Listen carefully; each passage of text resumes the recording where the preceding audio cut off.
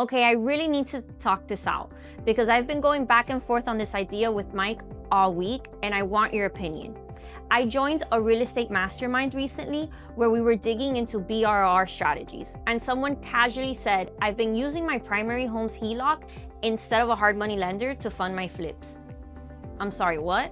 I froze because what? That flipped a switch in me. I've never looked at my HELOC like that, as a way to fund an entire investment deal like a lender. So I really want to walk this out with you and explain what a BRRR is, which is really simple. We're going to use the whiteboard and we're going to talk about what this strategy could look like if you used a HELOC to replace the hard money lender. But I also want to be real about the risk and why I'm not totally sold on it yet, especially in Miami. Let's start with the basics. BRRR is a real estate investment strategy, and it stands for buy, rehab, rent, refinance, and repeat. Now, let's explain each step. Buy. You find a distressed or undervalued property and you buy it, usually with the help of a hard money lender or a private lender. Let's say that the purchase price is $150,000. The hard money lender is going to front you the $150K. You buy the property. Usually, there's multiple options. For this example, let's say that you buy it free and clear. So you buy the property for $150K. Now let's move on to the rehab. The second part. You fix it up. Maybe the repairs are $30,000. That same lender often includes this in their loan. So now instead of borrowing $150K, you're borrowing $180. But they're not gonna give you all of that money up front.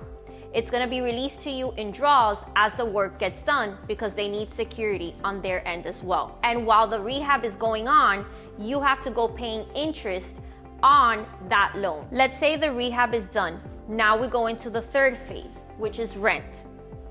You rent it out, you get a tenant, and now you're starting to get a monthly income. The property is now stabilized. You are somewhat now cash flowing because you're using that rental income to offset what you're paying in interest-only payments to that hard money lender.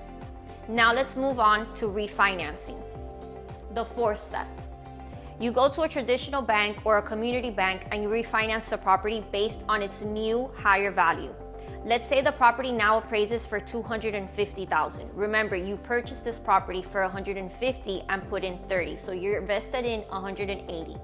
The bank probably will give you 80% of that ARV, which is going to be probably around $200,000. That's your new mortgage. Now let's move on to the final step, which is repeat. You use that money, which the bank is giving you that you refinanced, to pay off the original hard money lender, and whatever is left over is yours. You now own a rehabbed, income-producing property with a long-term loan, and now you use that same strategy and you go ahead, repeat it, and do it again. Let's go through the numbers on the whiteboard that I just expressed. Your purchase price is $150,000. The rehab is $30,000. The hard money lender that you find is going to front you the $180K. Remember how I explained to you. Usually the rehab cost is going to be given to you up front. They'll give it to you in draws so they can have some security on their end and they can make sure that you're actually moving along in the process of rehabbing the home or the property. After you go ahead and you start the refinance process, your APV will probably come back at $250,000 in this scenario. You are able to refinance or cash out from that 80%, which would be $200K.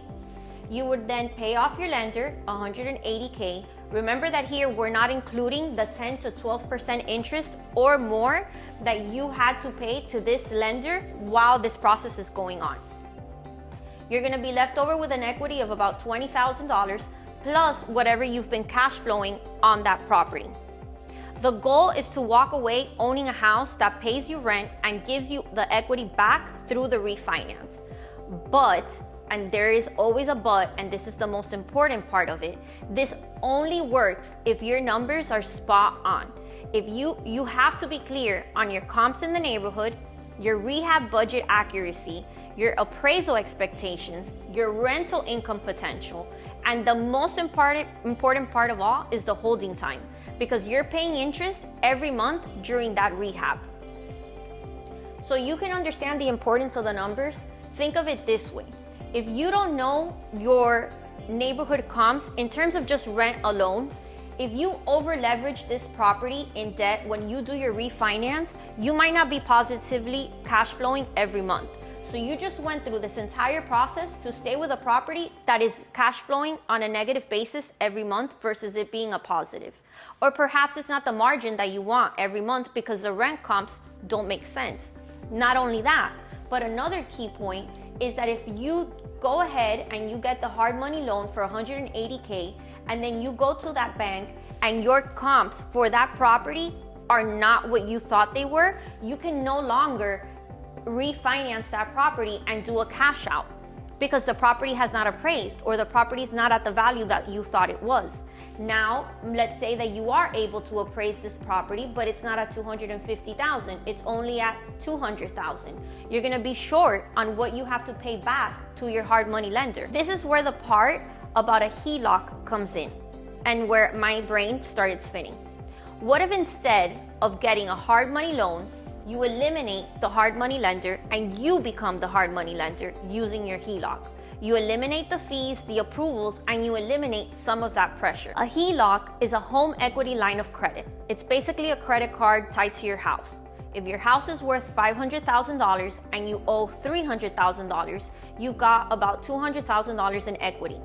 A bank will most probably give you an access to $100,000 to $120,000 of that money as a line of credit. And you can use that like cash. Fund a purchase, fund a rehab, and then you pay it back once the refinance or you sell the property. One key point is that HELOCs right now are at either prime or they have promotional interest rates for 3 months, 6 months, whatever the case is. Whatever that interest rate is, even if it's at prime, it's gonna be way less than the 10 to 12% interest or more that you would pay a hard money lender. But here's the part I can't shake because it becomes very risky. Again, if you don't know your numbers. Your HELOC is tied to your primary home. If the rehab takes too long, if you can't refinance in time, or if there's a market shift, you're on the hook. And that debt is literally sitting against the roof of your head.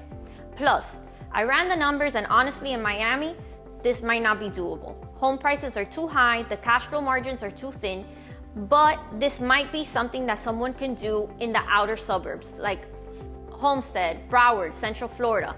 Maybe there you can find a deal where this could make sense. Here's where I need you to weigh in.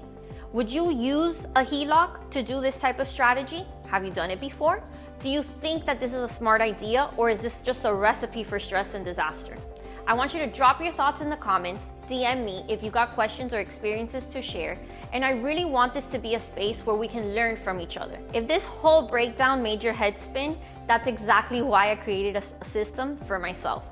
It's called the 3-Bucket Empire Code, and it's how I plan and organize these kinds of moves without feeling overwhelmed. I'll link it below if you want to take a peek.